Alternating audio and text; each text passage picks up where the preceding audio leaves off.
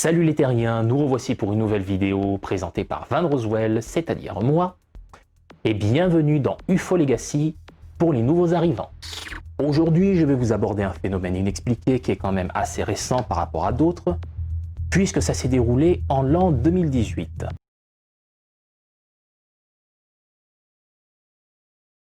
Aux USA, sur une plage new-yorkaise, où il y aurait été retrouvé un cadavre animal mystérieux. Et si nous faisons le calcul rapidos, si on calcule par rapport à aujourd'hui, ça fait 12 ans. Bon, je fais ça alors que c'est du calcul mental, mais bref. Dans le Montauk, à la pointe de la péninsule de South Fork, sur Long Island, un corps dodu, tout à fait abject et difforme puisque selon les témoins oculaires et spécialistes, la chose semblait être en pleine décomposition. La carcasse était dépourvue de poils, enfin, si on se fie à la photo, il y en reste très peu, semble en très mauvais état, et a une bouche dénudée qui se termine par un bec, avec des dents pointues. Depuis ce jour, la créature a été baptisée le monstre du Montauk.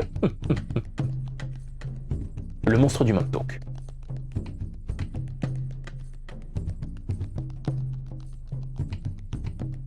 Les événements se sont déroulés, comme je l'ai mentionné au départ, aux USA, sur Ditch Plains Beach, un lieu de surf en juillet 2008. Un serveur d'hôtel du nom de Michael Meehan, désolé pour l'absence de photos, mais je n'en avais pas trouvé pendant que j'écrivais le script.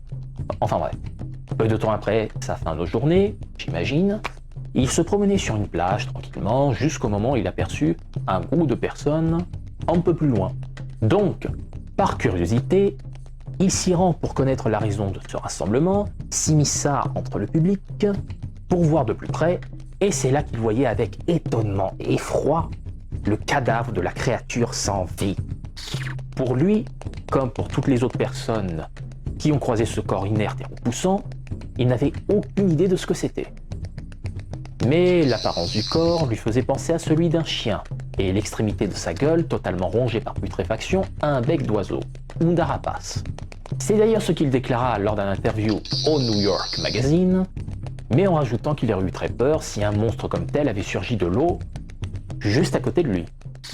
En même temps, ça se comprend, hein. Imaginez-vous dans une situation de loisir où vous promenez quelque part, en toute tranquillité, quand tout à coup, à peine vous vous retournez, un monstre surgit et se jette sur vous.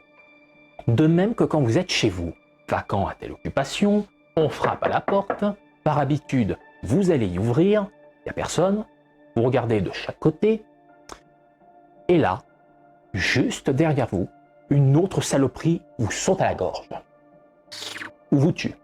Bien sûr, c'est le genre de situation que l'on voit plus souvent dans des films que dans la vie réelle. Vous imaginez?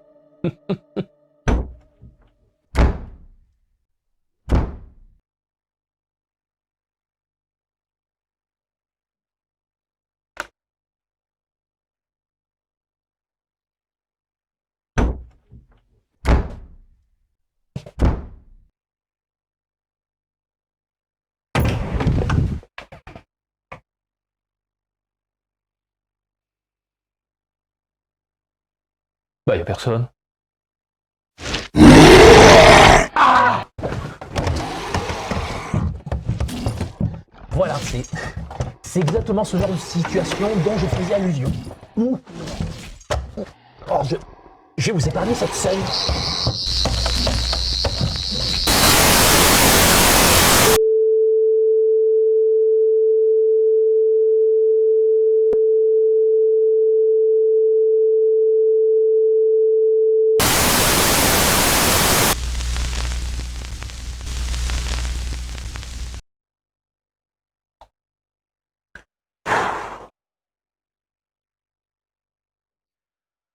Pouf. Je commence à peine mon tournage vidéo, je me fais attaquer par un monstre. Pignou, quoi. Bon. Revenons à l'essentiel, voulez-vous? J'en étais où déjà? Ah oui.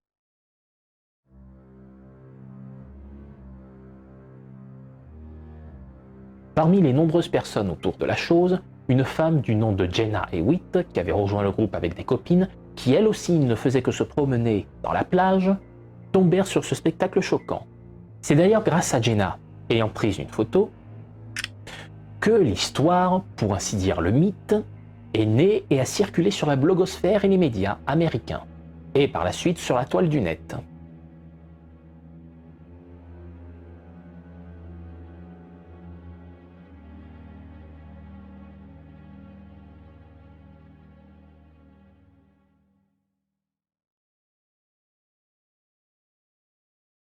Sauf que ces dernières ne l'a pas publiée d'elle-même. Pas désireuse d'en parler dans les médias, c'était donc une de ses connaissances, du nom de Alana Nevitsky, qui avait rendu la photo publique et qui s'exprima sur Plum TV, un réseau de télévision local de New York. Alors, dans un premier temps, le dit monstre n'avait pas beaucoup attiré l'attention de la presse. Ça avait commencé par un article ironique dans le magazine The Independent, avec ses incessantes allusions à son apparence dégueulasse, à sa quasi-ressemblance avec un raton laveur, ou à une tortue sans carapace, à un faux corps fait à la main, de toutes pièces, ou même un résultat d'une manipulation génétique. Mais tout cela, on s'y prend au sérieux. Ce n'est qu'après que les proportions devinrent élevées, vis-à-vis des diverses explications sensationnelles, mais surtout délirantes. Ce n'est qu'à ce moment-là que les médias et les divers internautes avaient fait circuler la nouvelle sur le mystère du monstre du Montauk. Sachant que le corps inerte s'est avéré être réel, bien que son origine restait inconnue.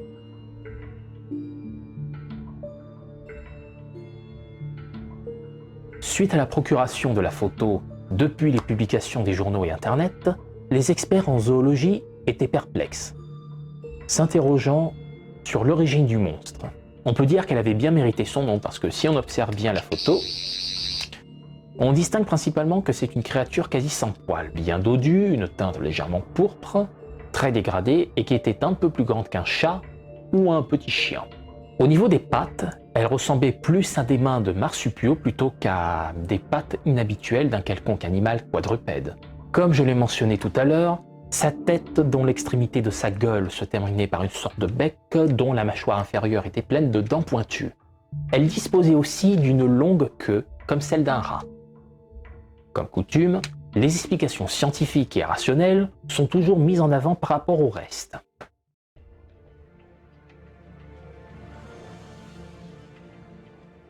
C'est à ce moment qu'intervient William Wise, directeur du Living Marine Research Institute de l'université Stony Brook, dans cette affaire. Il inspecta la photo avec un collègue considérant que c'était une imposture, après avoir écarté les possibilités suivantes qui avaient été avancées par les premiers spécialistes. Suite aux analyses de Wise, ce n'était pas un raton laveur, car les pattes semblaient trop longues par rapport au corps. Ce n'était pas une tortue de mer, puisque tout le monde sait qu'elles n'ont ni fourrure, ni dents. Ce n'était pas un rongeur. Les rongeurs ont deux incisives très grandes et courbes sur le devant de la bouche, or ce n'était pas le cas. Ce n'était pas non plus un quelconque canidé. L'arcade sourcilière et les pattes ne correspondaient pas. Ce n'était ni celui d'un mouton. Bien que le visage avait l'air quelque peu ovin, ces bêtes ne possèdent pas de dents acérées. Même après avoir écarté toutes ces éventualités, d'autres personnes, pas forcément expertes, ont identifié le monstre du Montauk à une carcasse de porc décomposée. C'est pas ragoûtant.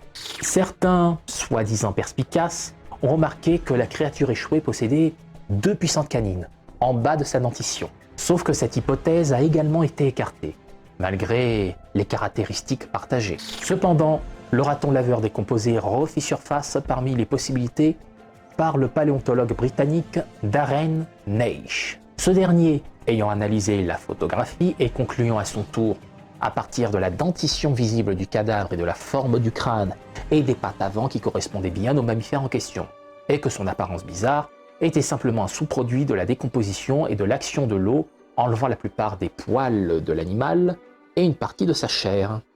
Darren Naish déclara aussi qu'il n'était pas d'accord sur la non-correspondance des longues pattes, arrière comme avant, pour un raton laveur, ce qui l'incita à fournir une illustration du corps, ou plutôt d'un squelette, d'un raton laveur pour l'identifier avec la photo du monstre.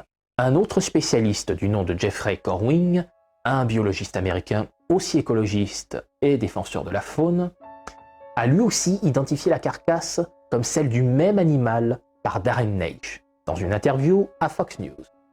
Alors j'avoue avoir jeté un petit coup d'œil, et effectivement, si on assimile une photo d'un squelette reconstitué d'un raton laveur, avec la photo originelle de la créature et une autre que j'ai trouvée sur le net, ne serait-ce qu'au niveau du présumé bec, il y a une certaine ressemblance.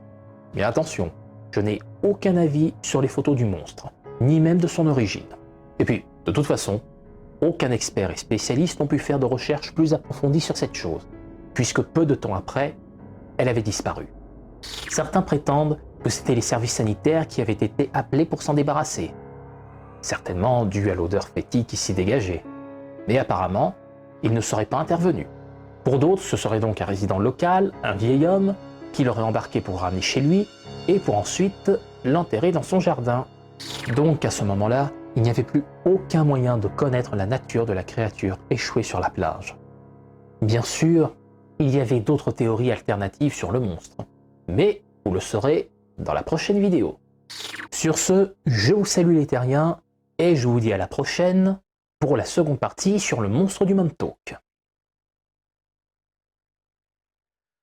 Ouh, ça y est, j'ai terminé. Et je m'en grille une.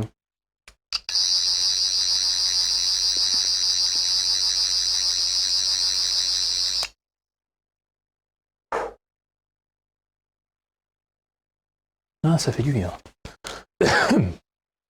Bon, allez, c'est pas tout, mais j'ai un monstre enterré, moi. J'ai oublié. Petit détail.